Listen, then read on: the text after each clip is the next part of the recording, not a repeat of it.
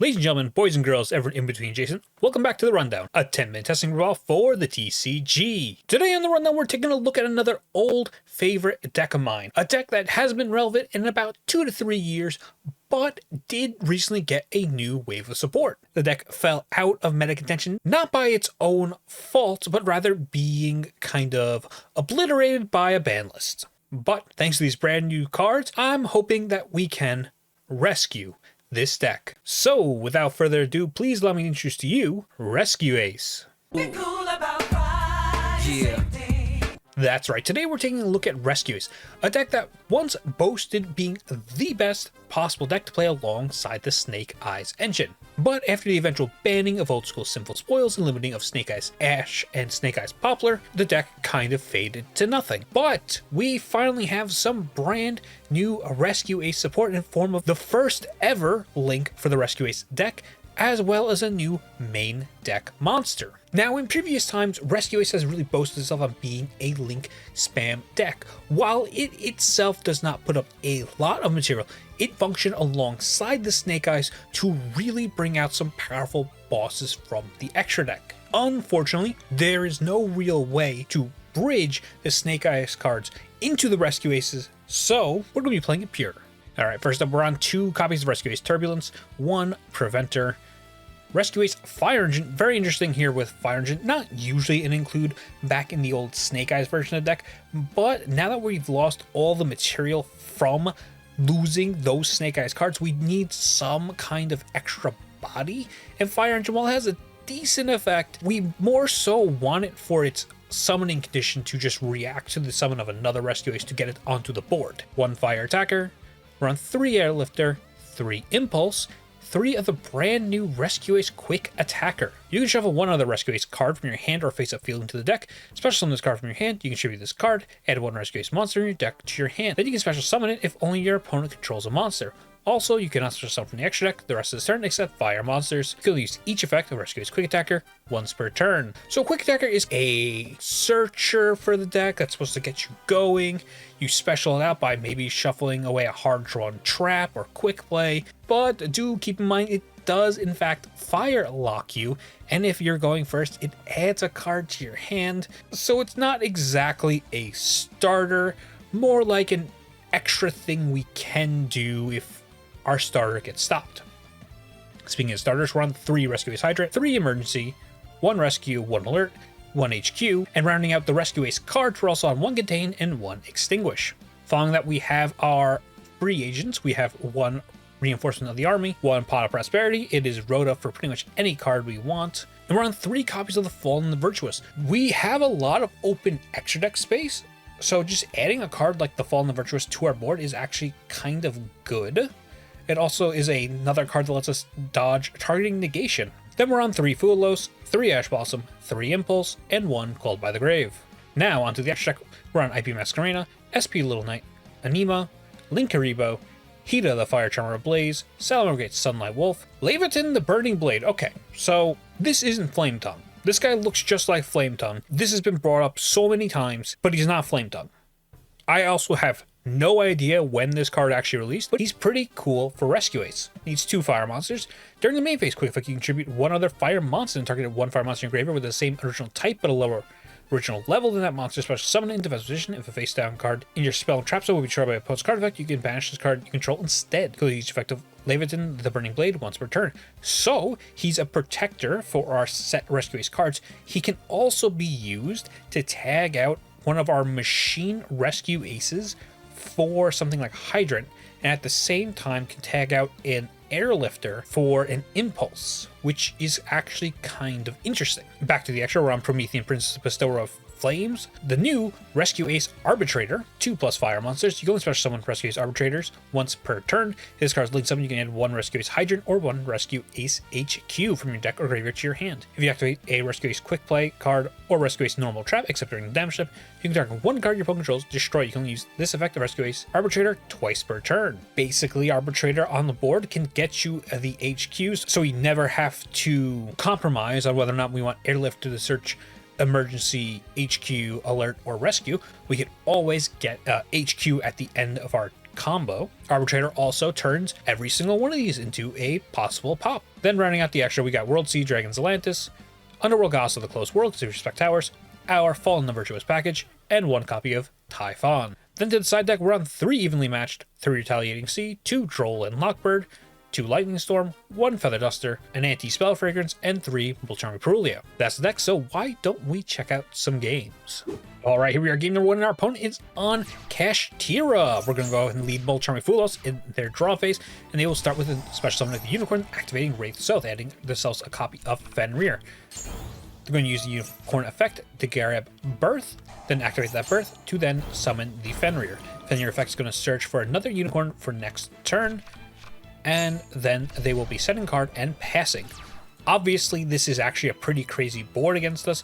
We do kind of need our graveyard for banishing cards for Preventer and Turbulence, so this could actually screw us up. Let's not mention with Unicorn, we are playing a bunch of 1-0s in the extra. We draw an Ash for turn, we're going to leave Fallen the Virtuous popping that Unicorn.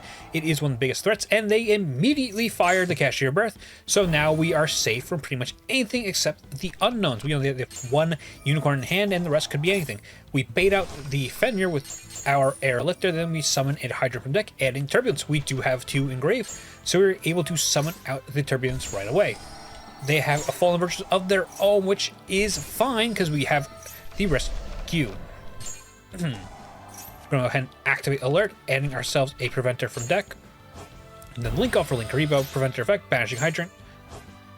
Linking off then for Leviathan and summoning back the Hydrant off Preventer, making Promethean Princess to bring back Turbulence, accidentally bringing this guy back into defense, but it's fine. We're just linking him off for Arbitrator, which gets us the Field Spell. We're going to go ahead and activate the Field Spell, shuffle back some cards, mostly our banished guys, and see what we find off the top. Find a copy of Impulse, which is pretty damn nice. We'll swing over this Fenrir, going for a little bit of damage, set 2 more cards, and pass turn. They're going to search for a Fallen Virtuous, but we're just going to go ahead and Ash that. Keep them off any kind of targeted destruction to protect our cards. They're going to special Fenrir, which we will contain, negating his effect, and then we'll pop the Field Spell. They'll try to activate Fenrir for some reason, which of course is negated. But then they really have a second plan of Race Off. They're going to add a copy of a Rysar with that, and we'll just immediately fire Extinguish to get rid of that. And then of course we will pop the Field Spell again. And the opponent sees, well, I don't have much else going there, and they scoop it up. Decent game for our first game, but Kashtira isn't exactly the meta threat it once was. Alright, here we are, game number 2, and our opponent this time is on Orcust. Orcust is a deck we haven't seen in a while, and they lead Vision. This was very confusing. So it is Mitsurugi Orcust, but the current version of Mitsurugi Orcust that exists right now is kind of just 2 decks that exist alongside each other, where the Mitsus can get you to Orcust combo through the way of Zombie Vampire. Anyway, we're impulsing for Preventer, then specialing this Fire Engine from our hand as they normal summon Girsu, summon a Harp effect to get Symbol Skeleton. I realized we should probably just get rid of Symbol Skeleton. It's a big threat. They go drop with the Stop Our Airlift, which I'm completely fine with. Preventer is our only way of actually interacting with them. They summon out this Murakumo from hand and wipe our board, which honestly is kind of fine. One thing here is that our cards are kind of fine in the grave, right? We just have to find our way to a Turbulence, then we're just back online.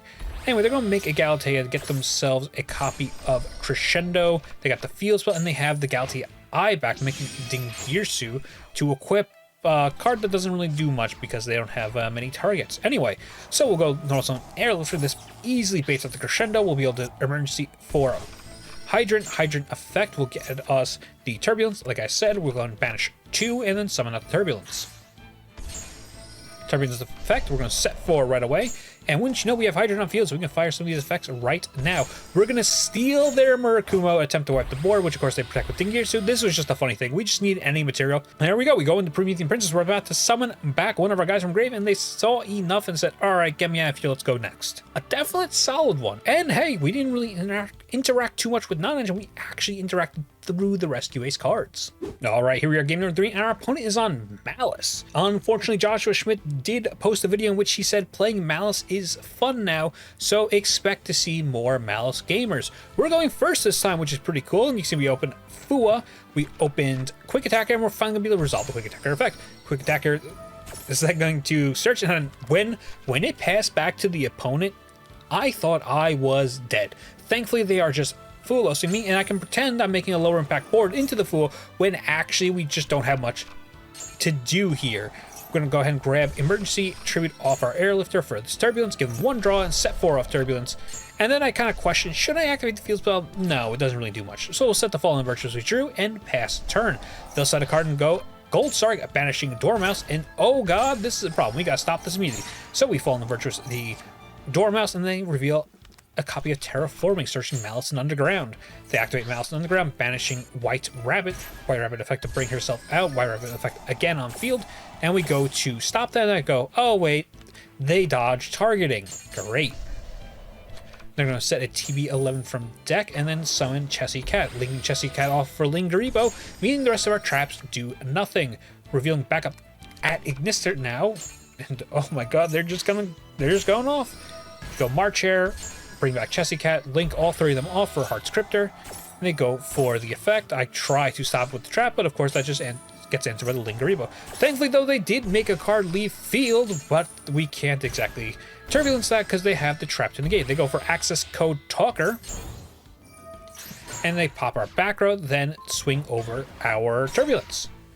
However, Access Code Pass does not an end board make, and we had nothing going on actually. They scooped because they said, oh, I have nothing into this board, not realizing we had nothing in hand. The best we could do is we were going to be searching a Fallen and Virtuous in the end phase, which is pretty good, but that does not make a new board. Of course, their 5k access code was very beatable. Unfortunately, we couldn't show that we could beat them, but hey, a win over Malice is a win over Malice, and a win over Malice is a good thing to include into this video, right?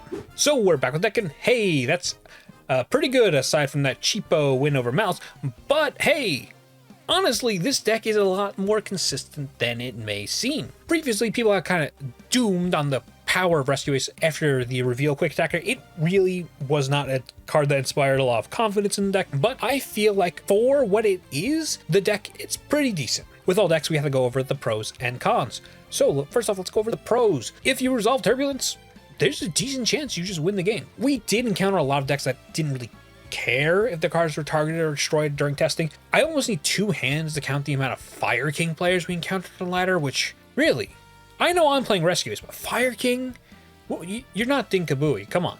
But honestly, also having things like the quick Book of Moon on Preventer, the Contain and Extinguish bonus effects when you have Hydron on board, really left us with some powerful interactions if we actually did manage to resolve this Turbulence.